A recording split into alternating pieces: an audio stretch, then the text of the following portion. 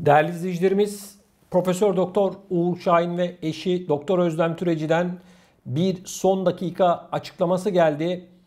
Her iki hekim de yapmış olduğu açıklamada bulmuş oldukları bu sıvıların omikron denilen koronavirüsün yeni varyantına karşı çok etkili olduğunu, bu virüsle mücadele etmede mutlak surette 3. dozların yapılması gerektiğini ifade ettiler.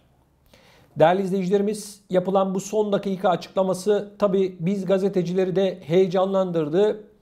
Ben de aşırı bir heyecana neden oldu. Şöyle ki, bu açıklamanın hemen ardından Almanya'daki omikron vakalarını araştırmaya başladım. Ortaya çıkan tablo Profesör Doktor Uğur Şahin ve Özlem Türeci'nin yapmış olduğu bu açıklamaların beraberinde pek çok soru işareti getirdiğini de ortaya koydu. Çünkü Güney Afrika'da çalışan 8 Alman 3. dozlarını yaptırmış olmalarına rağmen koronavirüsün yeni mutandı olan omikronu kaptılar.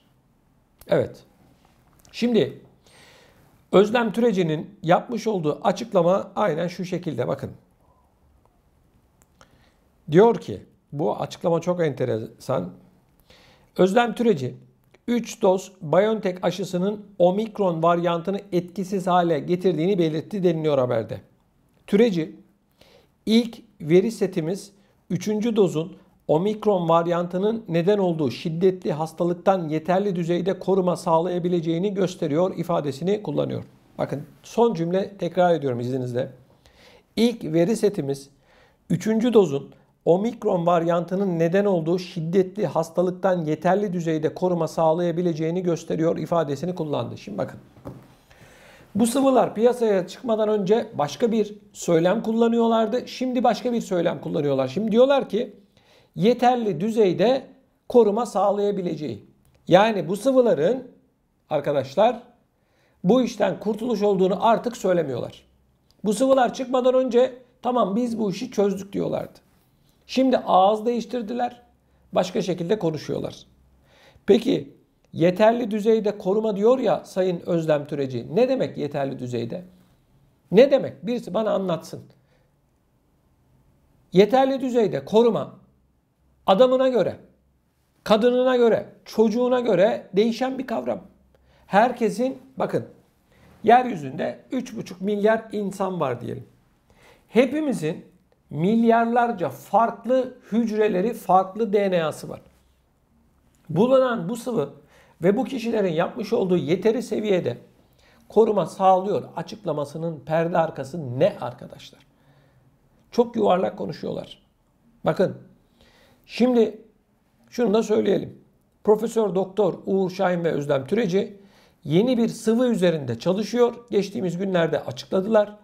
Mart ayı gibi yeni sıvının piyasaya çıkacağını söylüyorlar. Madem mevcuttaki bu sıvılarınız yeterli, neden yeni bir sıvı üzerinde çalışıyorsunuz? Öyle değil mi? Madem yeterli diyorsunuz ki tamam biz bu işi bu sıvılarla bitirebilecek noktadayız. Bakın, perde arkasında para var demek istemiyorum. Perde arkasında ticaret var demek istemiyorum. Bilim insanlarına hani böyle bir şey söylemeyi ben kendime yakıştırmam. Ama mevcut tablo gösteriyor ki bu sıvılar bizi paraya götürüyor. Evet arkadaşlar, tablo bu. Anladığım da bu, görünen de bu.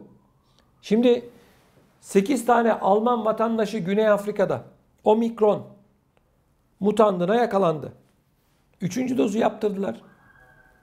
Hadi buyurun cevap verin. Cevap yok arkadaşlar. İstediklerine cevap veriyorlar. Mesela bu sırada bazı bilim insanları ve bazı şirketler, bu virüslerle ilgili mücadelede buldukları sıvılar olduğunu iddia eden şirketler şunu söylüyorlar. Biz hap bulduk. Biz yeni bir sıvı üzerinde çalışıyoruz. İşte izinleri almaya çalışıyoruz. 5 ile 11 yaş arasındaki çocuklara bu sıvı vurulsun diye Avrupa İlaç Ajansı olan EMA'ya başvurduk diyorlar. Yaptıkları bu arkadaşlar. Başka hiçbir şey yok. Yapılan bu açıklamalar bize gösteriyor ki yine kaderimiz bu insanların elinde. Ama 2 yılı neredeyse geride bıraktık koronavirüsle. Her şey bir anda başa döndü. Almanya'daki vaka sayısı, Avrupa'nın diğer ülkelerindeki vaka sayıları bize ne gösteriyor? Her şey başa dönmüş durumda. Peki arkadaşlar, ne zamana kadar? Bu sorunun cevabı yine yok. Bu sıvılarla bu işten kurtulacak mıyız? %100 garanti veriyor musunuz? Yine cevap yok. Bindik alamete, gidiyoruz kıyamete. Tablo bu arkadaşlar. Hiç şeye gerek yok. Yani kendimizi kandırmayalım. Yapılan bu siyasetçilerin özellikle yapmış olduğu açıklamalara ben büyük oranda güvenmiyorum. Çünkü akşam başka bir şey söylüyorlar. Sabah uyandığımızda bambaşka bir şey söylüyorlar. Yani bizim kaderimizi tayin etmeye çalışıyorlar. Şimdi diyorlar ki bu sıvılar zorunlu olacak. Tamam, zorunlu olsun. Para cezası var. Olsun. Para cezasına rağmen yine olmazsan hapis cezası var. Tamam, o da olsun. Oldu olacak, insanları eve hapsedin. Ayaklarına birer pranga vurun. Evlerinden dışarıya çıkmasınlar. En güzeli bu. Başka yapacak bir şey yok.